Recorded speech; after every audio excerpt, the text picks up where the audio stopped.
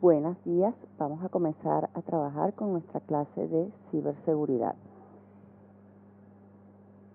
Este va a ser un contenido netamente teórico. Les voy a conversar acerca de todo el tema de ciberseguridad y bases legales que soportan. Hemos de recordar que las TIC, tecnologías de la información y el conocimiento, en su aplicación en el ciberespacio, han revolucionado por completo la forma de relacionarse del hombre, en una carrera meteórica que todavía es difícil de verle el final. Es importante que nos demos cuenta cómo la globalización ha sacudido los pilares del Estado y las bases de nuestra sociedad, hasta el punto que el ciberespacio se está convirtiendo en un punto de encuentro para millones de personas, gracias a su flexibilidad en el uso y la cantidad de información que nos pone a nuestra disposición. Esta gran dimensión se ha convertido en un mundo colosal y muy complejo, donde las dimensiones del espacio y del tiempo no existen.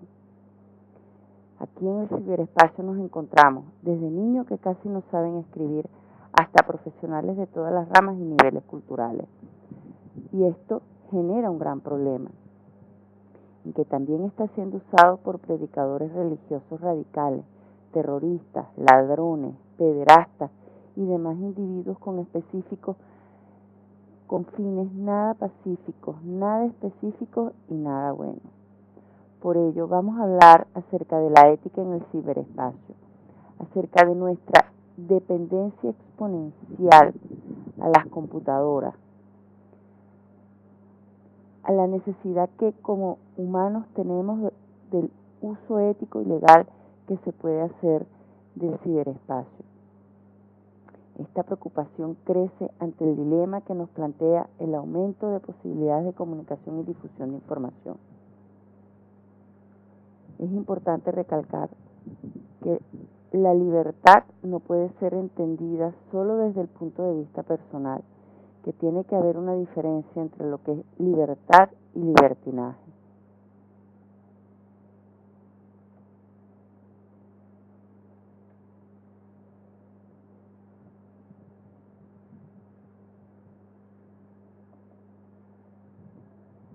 Las principales amenazas que podemos encontrar en el ciberespacio son cibercrimen, ciberterrorismo y ciberguerra.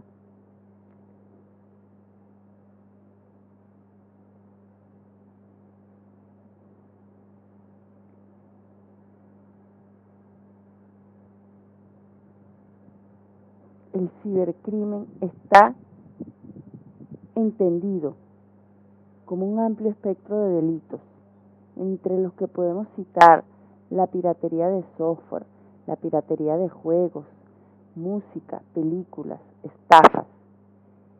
Dentro del cibercrimen hay muchos ataques informáticos que provienen del uso del phishing, como ya lo hemos visto, troyanos y malware. Podemos enumerar también que los delincuentes se pueden hacer uso de nuestras contraseñas para obtener información sensible a la que habitualmente no tendrían permiso para acceder. Los malware están evolucionando de una manera abismal, de forma alarmante, y su carta de presentación admite diferentes formas, como los virus, los caballos de Troya, los backdoor, los spyware, los gusanos, etc. El ciberterrorismo está muy vinculado al cibercrimen, pero su gran diferencia es que no persigue principalmente un fin económico, sino que se centra en acciones políticas de carácter religioso, intimidatorio, que sirven para coaccionar y causar daños con fines fundamentalmente políticos. Se está consolidando el ciberespacio como un santuario de terroristas y es cada vez más utilizado por ellos.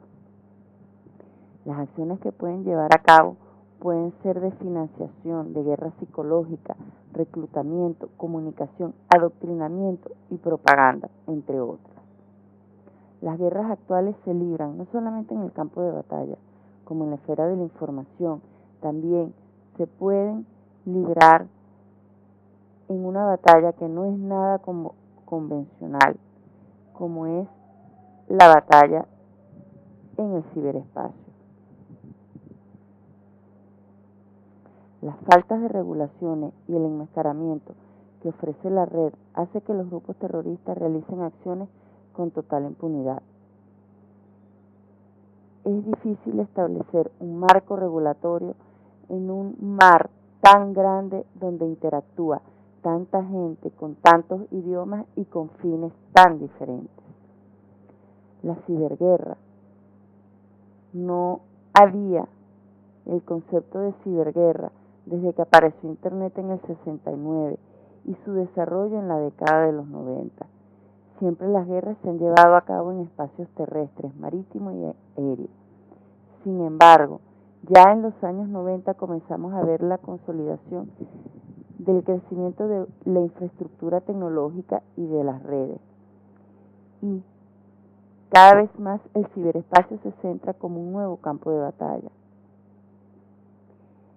Esta forma de hacer la guerra no se limita solamente a efectos sobre equipos informáticos, sino que sus consecuencias pueden trasladarse al mundo físico. No es una guerra con derramamiento de sangre, es una guerra donde las amenazas se organizan en el ciberespacio. Desde el punto de vista de regulación de conflictos, los gobernantes recurren a la ciberguerra, lo tendrán que hacer desde el respeto del derecho internacional, en el que se rige la autorización del empleo de la fuerza por los estados soberanos. Y como no hay ninguna regulación acorde a la regulación de los nuevos conflictos, la ciberguerra se libra en un espacio de una manera muy poco convencional y muy poco limpia. Podemos hablar de la ciberguerra y del derecho humano internacional humanitario desde un libro muy especial y muy importante que ha salido a nivel mundial, que es el Manual de Tallinn. El Manual de Tallinn enumera aspectos importantes acerca de cómo debe ser tratado el derecho internacional humanitario. Este manual especifica varios aspectos claves que enumeraremos a continuación. Ciberataques y conflictos de los derechos humanos, en el cual se especifica el ciberataque como aquella operación cibernética ofensiva o defensiva de la que se espera que se pueda causar pérdidas de vidas humanas, lesiones a la persona y daños o destrucciones de bienes. Se puede ver que este tipo de acción entra dentro de la definición contemplada en el artículo 49 del Protocolo Adicional de los Convenios de Ginebra. El primer aspecto importante y muy controvertido es determinar si cualquier operación de ciberguerra puede ser considerada como un conflicto armado y por lo tanto debe ser regulada a través del derecho humano internacional.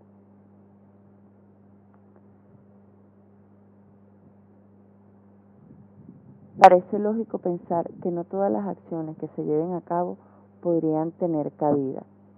La razón es que durante los conflictos se pueden producir infinidad de ciberataques por actores estatales y no estatales, y es difícil determinar porque a priori es difícil su descubrimiento, y en caso de hacerlo es muy compleja su definición. Podemos citar algunas acciones de ciberguerra como las que ocurrieron entre Rusia y Georgia en el 2008 y se realizaron en el seno de un conflicto armado. Sin embargo, los supuestos ciberataques de Rusia contra Estonia en el 2007 no son considerados como ciberguerra porque no fueron parte de un conflicto.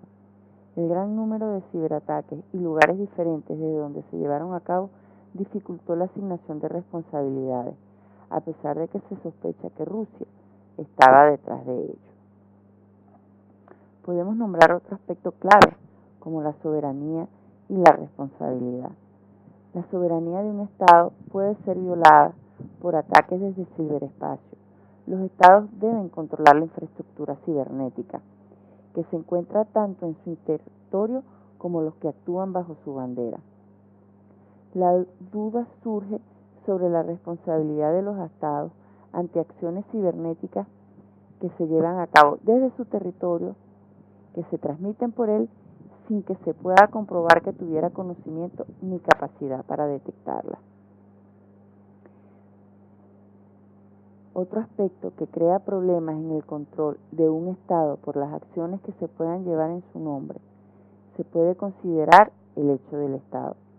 Según el derecho internacional, el comportamiento de una persona o un grupo de personas, si ese grupo de personas actúa de hecho por instrucciones o bajo dirección o control de ese Estado al observar ese comportamiento.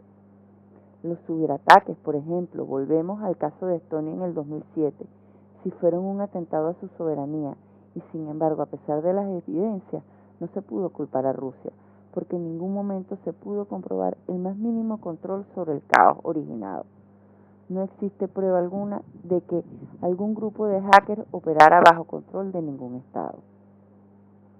Otro caso importante de nombrar y que no tuvo como protagonista los ciberataques fue el apoyo que prestó Estados Unidos a la contra de Nicaragua. En este caso no se responsabilizó a Estados Unidos por hechos internacionales ilícitos, sino que a pesar de probarse que estaba financiando a este movimiento, no se pudo comprobar que dirigiera sus acciones o que tuviese un control efectivo o total, como se puede comprobar el aspecto del control. Aquí la situación es bastante ambigua y es también presente en el ciberespacio.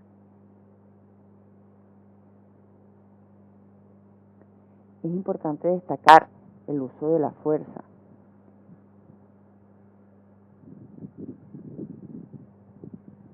Ya que si los criterios que aparecen en la Carta Magna ofrecen múltiples interpretaciones para determinar cuándo un acto constituye un uso de la fuerza, el ciberespacio no hace más que aumentar el problema y crear más ambigüedad. ¿Cómo determinamos el uso de la fuerza en el ciberespacio? Para tratar de solucionar esta cuestión, se tienen en cuenta aspectos que más íntimamente están ligados con el uso de la fuerza, la escala, grado umbral y los efectos. En el caso de un ciberataque, a priori serán determinantes los efectos, los cuales pueden ser comparables a los de un ataque convencional. Por ejemplo, podemos citar una serie de indicios que nos pueden ayudar a determinar si una acción, el ciberespacio, puede ser considerada o no como uso de la fuerza. Por ejemplo, la gravedad es el factor más importante y la cuestión fundamental es determinar cuáles son los límites que una vez sobrepasados determinan que se ha hecho uso de la fuerza. El alcance, la duración y las consecuencias tendrán gran importancia en la valoración de su gravedad. En resumen, se trata de responder a cuestiones como cuántas personas han muerto, qué daños son causados, cuáles son las consecuencias del ataque que se ha sufrido. La inmediatez tiene que ver con la separación temporal entre acciones y efectos. Muchas acciones en el ciberespacio no producen efectos inmediatos, sino que estos aparecen con el paso del tiempo. Cuanto mayor sea la separación acción-efecto, más complicado es determinar la posibilidad de afirmar que se ha hecho uso de la fuerza. La intrusión se refiere al grado de penetración o alcance de operaciones. Así, por ejemplo, no todos los dominios en el ciberespacio tienen la misma importancia. No es lo mismo uno que acabe en @mdef.es del Ministerio de la Defensa de España que uno particular tipo @gmail.com. Por tanto, el grado de intrusión no es igual en ambos casos. El ciberespacio, que podría ser otra forma de intrusión, no está considerada como tal y tampoco considerado como uso de la fuerza. Un ejemplo de esto serían las acciones para deshabilitar mecanismos de seguridad y acceder a la información de una red. Sin embargo, un avión que penetra en un espacio aéreo sin autorización y con intención de llevar a cabo acciones de ciberespacio sí es considerado como uso de la fuerza. Un ataque armado. Por ejemplo, ¿cómo determinamos un ataque armado que está sumamente ligado al uso de la fuerza dentro del ciberespacio? Esto presenta grandes discrepancias, ya que tenemos que determinar qué artefactos, al ser usados, pueden dar lugar a un ataque armado. Sin embargo, y en la misma línea del punto anterior, parece que lo verdaderamente importante son las consecuencias que se deriven de su uso, y si éstas pueden ser equiparables por su gravedad a un ataque armado y por ende a un uso de la fuerza. Se podría considerar como un ataque armado aquellos ciberataques que hieren, matan o destruyen propiedad, y no lo serán aquellos que guardan relación con inteligencia, robo y en general aquellos que no interrumpen servicios esenciales. Un hipotético ataque a una central distribuidora de agua para envenenamiento y que provoque enfermedades, no hay duda de que sería un ataque armado. Sin embargo, al día de hoy no se ha considerado ningún ciberataque como un ataque armado.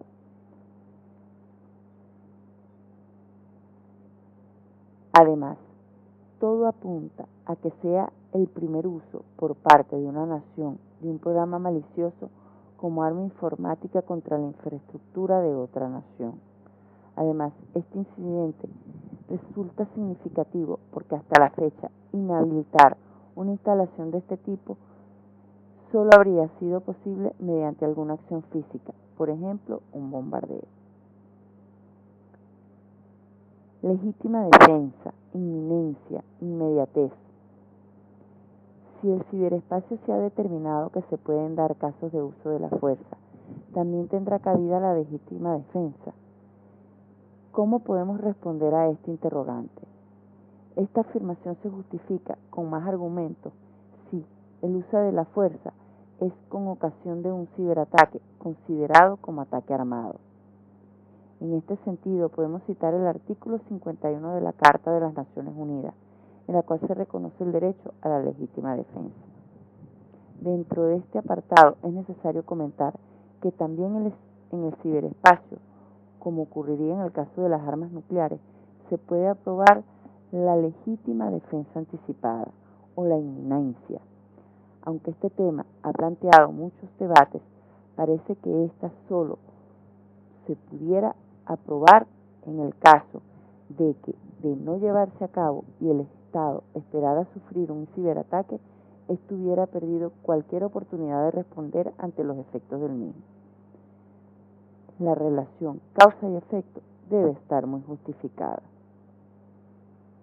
Relacionando la legítima defensa, también estaría el principio de inmediatez.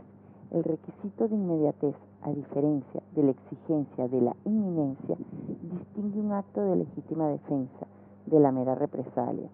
Si la inminencia plantea discusiones, la inmediatez lo es más, ante el tiempo que puede transcurrir hasta que se descubran los efectos y la identificación de los culpables.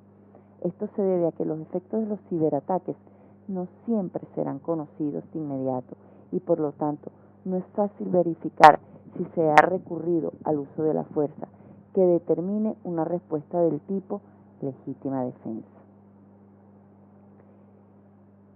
El principio de necesidad y proporcionalidad.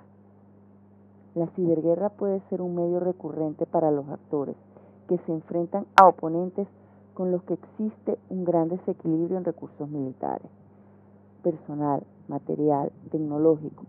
Esta simetría de medios también puede completarse con una simetría de valores, provocando que la ciberguerra sea parte de una guerra sin restricciones. Total, ¿quién rige el ciberespacio? ¿Qué normativas? ¿Qué leyes? ¿Quién está detrás del ciberespacio? Estas acciones deben responder al principio de necesidad. de tal forma que se consiga un equilibrio entre necesidades de la guerra y los condicionamientos humanitarios. En definitiva, se aplicaran ciberataques de tal grado que sus efectos sean los mínimos necesarios para conseguir el objetivo deseado, que es hacer que el enemigo cese en sus acciones. La proporcionalidad hace referencia a la prohibición de armas y métodos que causan en las personas civiles y a sus bienes, o ambos a la vez, daños excesivos con respecto a la ventaja militar concreta, directa y prevista. Tras esta afirmación se plantean dos cuestiones: si hay alguna limitación o prohibición en cuanto a las ciberarmas y si el término excesivo no ha sido cuantificado.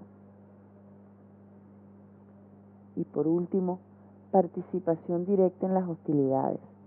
La participación directa en las hostilidades es otra cuestión que genera numerosas controversias en las nuevas formas de acción en los conflictos.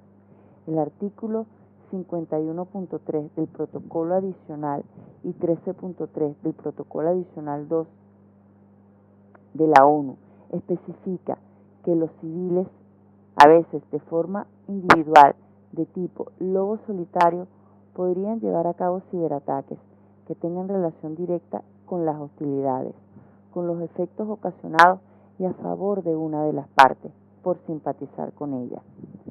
El problema de estas acciones es la variable tiempo. Los expertos, mayoritariamente, consideran que la participación comprende desde el momento de la preparación de la misión hasta el final de la participación activa.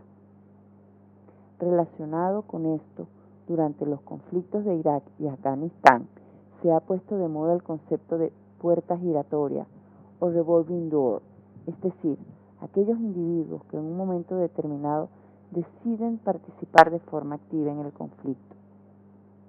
Por ejemplo, un individuo que, movido por un sentimiento de odio, prepara un ataque y lo coloca en el paso de una patrulla. En este caso, su intervención comprendería desde que preparara la bomba hasta que vuelve a su domicilio. De la misma manera puede ocurrir con los ciberataques. Un hacker puede preparar un virus para ser introducido en el sistema informático que controla los procesos de una planta de depuración de agua y que al cabo de unos días provoque muertes por envenenamiento entre la población. El inicio de la participación directa lo definiría desde el momento en que empieza a diseñar el virus informático. Sin embargo, el final no queda claro. Se puede decir que acaba cuando lanza el virus, aunque los efectos se manifiesten después. Cabe en este caso preguntarse si se le podría atacar en el momento de conocer los efectos, aunque haya pasado ya un tiempo. En conclusiones, podemos determinar que las TIC en su aplicación al ciberespacio han contribuido enormemente a la globalización y han supuesto una gran revolución en nuestra forma de vida. Sin embargo, los progresos y las comunidades que nos han llevado al ciberataque ha hecho que éste se conciba como un lugar donde variables, espacio y tiempo no se completan. Por lo tanto, establecer leyes y normativas es un proceso bastante complejo. El ciberespacio, como un bien de interés público global, requiere de normas que deben ser aprobados con el mayor consenso. La seguridad en el ciberespacio no se limita a un mero aspecto técnico de la misma, sino que sobre ella descansan importantes pilares de economía, seguridad y de una nación.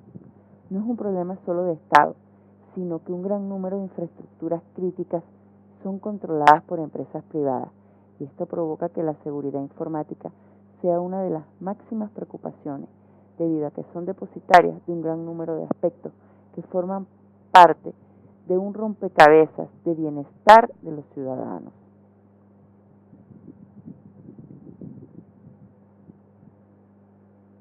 Desde una breve interpretación de la aplicación de derechos humanos a la ciberguerra, se puede constatar que existen importantes problemas pendientes: la dificultad de identificar actores y responsabilidades, el uso de la fuerza y la legítima defensa basada en los efectos y problemas hacen difícil diferenciar entre el interés civil y militar ante la interconexión de la red y la participación de hostilidades directas en la ciberguerra. El mayor reto que tienen los juristas es tratar de ordenar el uso pacífico de todos aquellos avances tecnológicos para evitar así un mal uso del ciberespacio. El tiempo pasa y la no experiencia empírica de un ciberataque con consecuencias físicas pudiera no estar tan lejos en el tiempo.